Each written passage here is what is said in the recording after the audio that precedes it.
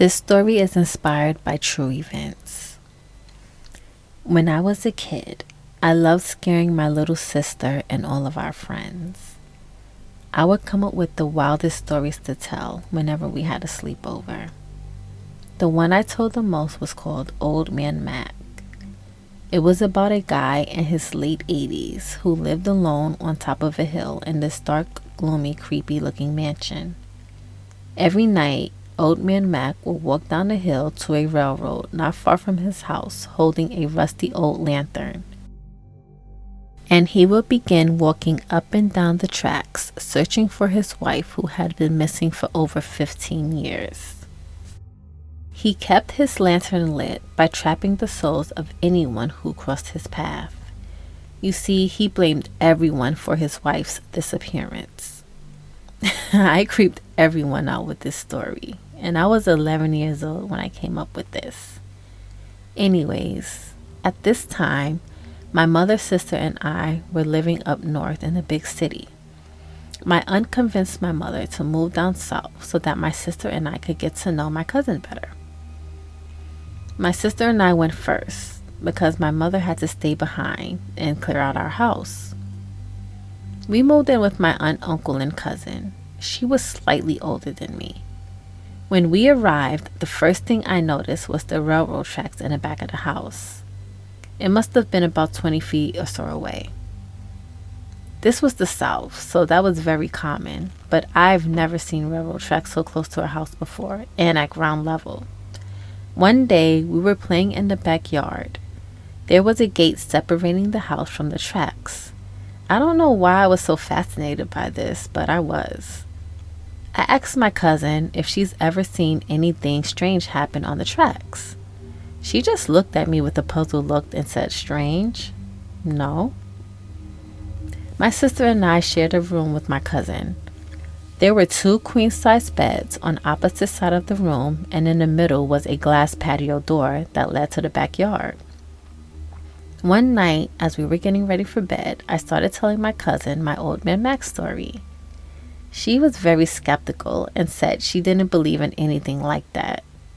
I mean, I did make the story up, but she was the only one that I couldn't convince about my story being true. I think it's because she was a few years older than me. All of my friends back home were either my age or younger, so they were easy to convince. When we went to bed that night, I was woken up in the middle of the night by heavy rains and winds due to the fact that it was hurricane season. The wind was so strong that it blew the patio doors open. My cousin jumped out of bed to close them, but stopped and was paralyzed in place when she saw muddy footprints that were made by large boots. They tracked from the backyard, walking through our room and walking towards the door, entering the rest of the house. She immediately turned the lights on. "Whose boots are these?" As she asked that, my aunt walked into the room and was horrified. She called my uncle in the room, and when he saw the muddy boot marks walking through our room, he immediately ran to get his shotgun and frantically started searching in and around the house. But there was no one there. My aunt was pissed at my cousin because she told her repeatedly in the past to make sure that the patio doors are always locked before going to bed. Once the house was secured and everyone settled back down for bed, my cousin and I stayed awake talking. "What if that was Old Man Mac?" she asked me. I made that story up to scare people. Old Man Mac doesn't really exist. We ended up dozing off, and the next thing I remember, my cousin was shaking me awake. "Shh! There's someone standing in the backyard on the railroad tracks." I didn't believe her at first. I thought she was just trying to get me back for scaring her earlier with my story. But when I saw the look on her face, I knew she wasn't joking. I slowly crawled out of bed, trying not to make too much noise. We quietly tiptoed over to the patio doors. My cousin was behind me, gripping my arm so tight that she left nail marks. We ducked down, and I carefully moved the sheer curtain to the side and peeped through the corner of the door. And there I saw it. It was a figure of a man who looked eerily similar to the guy I described in my Old Man Mac story. He stood about 6 feet tall, with grayish pale skin, and in his hand was a dimly lit lantern. He stood there staring in our direction. In that instant, all the breath left from my body, and I still have no words to describe the terror I felt. Suddenly, the figure started pointing in our direction and started gliding towards the house. Now screaming and tripping over each other, we ran into my aunt and uncle's room. They jumped up as we hysterically told them that there was a guy standing in the backyard. My uncle jumped up to check it out, but the figure had gone. That night, my aunt and uncle switched rooms with us. The next morning, I woke up and I overheard my aunt and my uncle talking in the kitchen. My aunt seemed very upset, and my uncle was trying to calm her down. I did overhear her telling him that she saw a ghost of a woman walking past the bedroom door last night. I didn't imagine it. I saw a lady and I heard her cry out, "Help me." My uncle didn't believe anything of the supernatural. He was a very logical guy. Well, a few days passed with no incidents. But one night, my aunt ran into the room with us and locked the door. I heard my uncle yelling furiously from the living room. "You are not welcomed here. Get out of my house.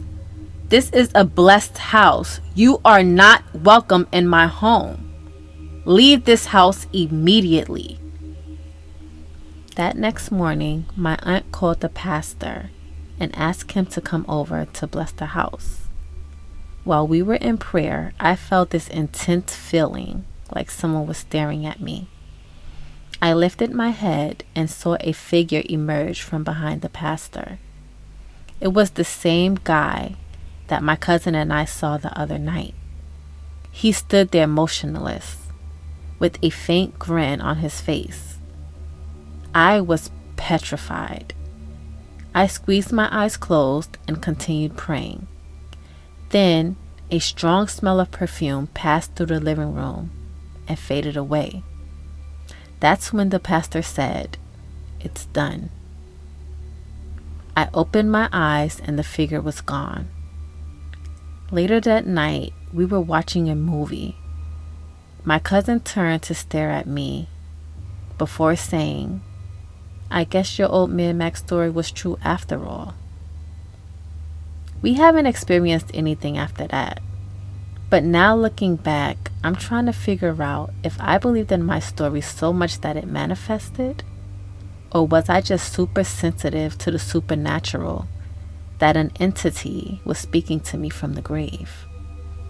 I don't know, but I haven't told this story until now, and I would like to apologize for any paranormal events that you may experience as a result of listening to the story. This was the story told to me by my grandmother. She told me one day on her way home from work, she got off the bus and a man got off the bus with her. She said it was pretty late, so there was barely anyone around. When she crossed the street, the guy also crossed the street. When she turned the corner, he turned the same corner. Every time she stopped walking, the guy would also stop walking. Now scared, she started walking faster, but heard the guy's footsteps behind her picking up speed to keep up. She eventually turned around to ask the guy why he was following her, and she said his head fell off into his hands. I've been experiencing sleep paralysis a lot lately. It's become so frequent that it's starting to scare me. One night, I set up a video recorder to tape myself sleeping. The next morning, when I watched back the video, I seen me lying there paralyzed. My bathroom door slowly opened as a dark shadow emerged from behind the door. It creeped over to the front of my bed and stood there for a while. Then it hovered over my body. I didn't see this as I was lying there in sleep paralysis, but my videotape did catch it.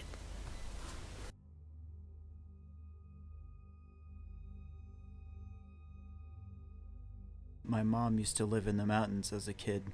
She would carry some drinkable water with her sisters back to the house as a daily chore. They usually take a dirt road beside a forest that's usually rustling without a single sign of wind. One of those days, a baby cried loudly in the deep greenery of the forest as they passed by. They just ignored it since they're one of the reasons some of the people living there always goes missing. They always use familiar noises to lure people like psst.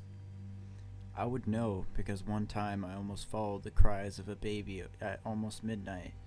Good thing my older relative caught me before going into the trees.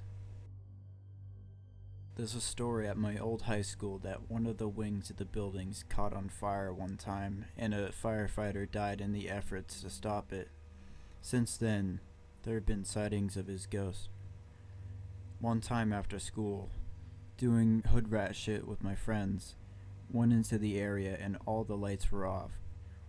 We weren't doing anything wrong, we were just basically playing hide and go seek and exploring.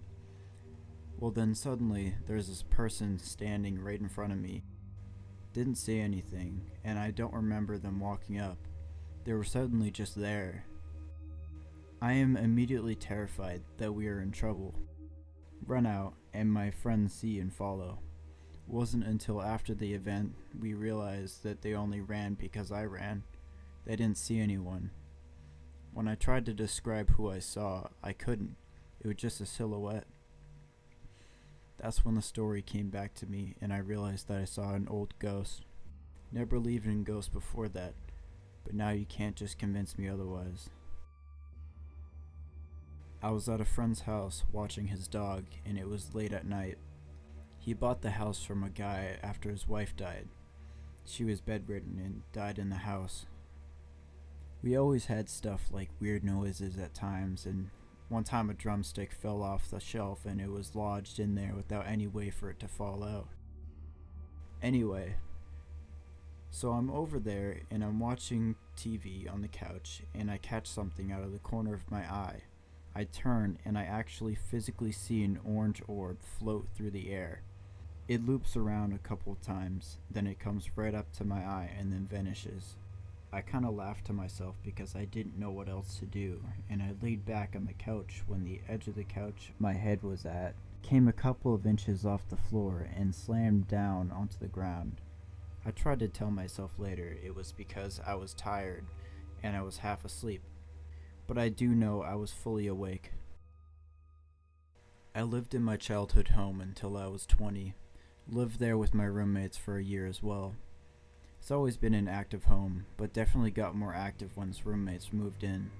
Lots of different energies pushed together under one roof can definitely do that.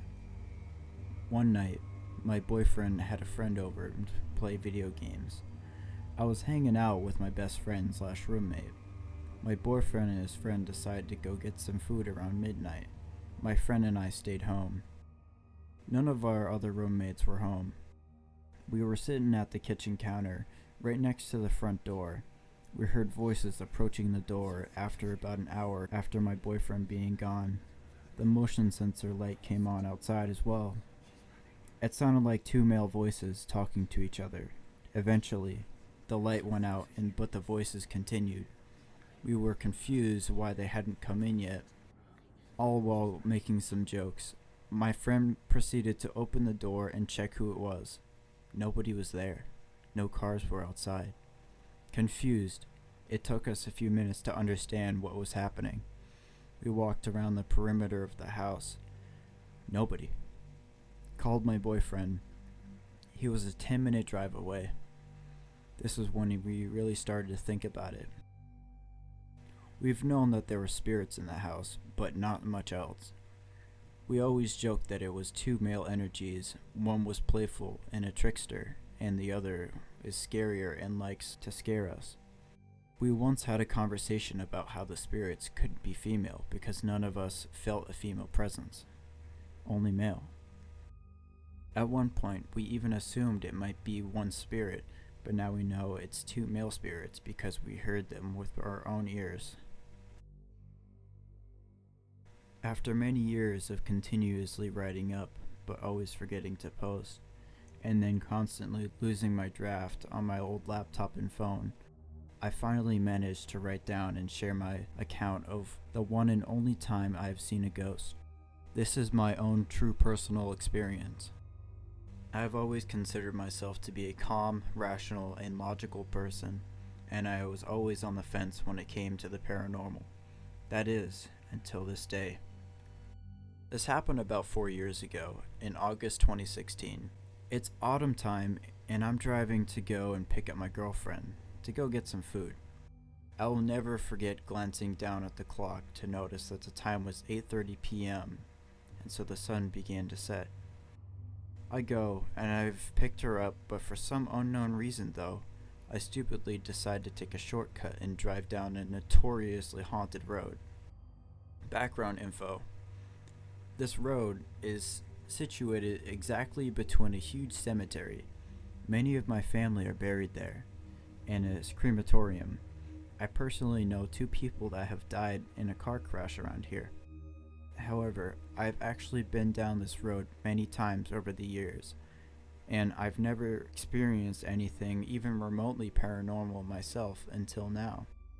Now bear in mind, these 2 adjoined long stretches of roads used to be national speed limit roads, which means that in the UK, you're legal to drive up to speeds of 60 miles per hour.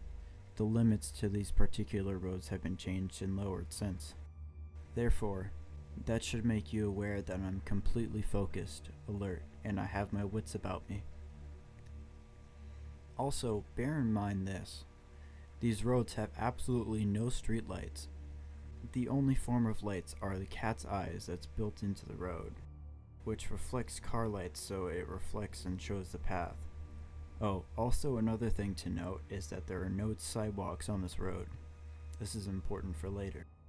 I'm cautiously driving at a high speed and am fully aware of my surroundings. We continue moving along and quickly end up reaching over the halfway of these 2 connected roads.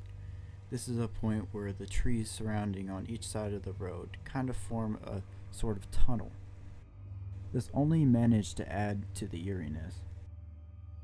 As I'm driving along, I suddenly notice a distant figure up ahead, about 50 to 100 yards. He just sort of happened to be there, from seemingly nowhere. So, as any sane driver would do when they see a person standing in the middle of the road, I instinctively took my foot off the gas, until I realized something. There are no sidewalks for pedestrians to walk on, and it's a 60-mile-per-hour road. My mind instantly began going into overload, and I started to go through a series of questions in my head. An absolute flood of emotions and sense of dread started to creep in, but I quickly reminded myself that I need to remain calm, driving on this very dangerous, unlit road. As I get closer to within less than 50 yards, I can finally make out a bit more detail. It's now that my emotions really start to run wild. My hands are shaking. Tears are rolling down my face, and I'm beginning to sweat profusely. All because I'm gradually starting to come to terms with what is in front of me, and have been unsuccessful in quickly trying to debunk this whole scenario in my head. I'm almost in disbelief of what I'm seeing in front of me. I see a brown-robed figure, no face, no feet. He's there in the middle of the road, just hovering. Then, almost as if he sensed that I was coming closer. At this point, I'm now less than 10 yards within distance of hitting him. He literally drifts to the side of the road into some nearby bushes and completely vanishes. I barely maintained my composure long enough to finish driving to the end of the road, where I managed to park up. I was speechless. My face had gone so pale I was drenched in sweat with tears coming out of my eyes. I sat there for a full 10 minutes, just trying my hardest to debunk and comprehend what I'd just seen. But the truth was that there was no streetlights or other lights that could have somehow caused a visual misinterpretation. There was no pass for a random person to enter this section of the road. No other sort of interference from other external sources, and no headlamps from any cars coming in the opposite direction whatsoever. I eventually, after what seemed like an eternity, began processing in my mind that the only thing I could come up with is what I just had witnessed. A full-body apparition of a brown-robed Benedictine monk. And you know what's the funniest thing about all this was? My girlfriend was there for the whole journey, but she had her head down and was looking at her mobile phone the whole time. Although, later on, she actually did end up having her own experience after seeing a different kind of apparition another time that I went down the same road again. This whole experience ended up having such an impact on me that I've been doing some background research into the area. Sometime later on, I managed to discover two very specific details about the area. One, an actual monastery used to exist there back in the 12th to the 13th century. Two, I found a website dedicated to my city, just a generic website about the history of the city. However, I managed to find a thread. It was about ghost locations and around it. And eventually, after browsing through some 12 pages within it, I eventually find a comment by someone who also mentioned seeing a monk. Thank you for tuning in. I hope you enjoyed. Make sure to subscribe if you want more content, and if you liked the video, please like it. Thank you to That's Kinda Creepy for the collab. If you want more content like that, I suggest heading over to their channel and giving them a sub. They make great content and write all their own stuff. It's really high quality, so definitely recommend it. Anyways, have a good day.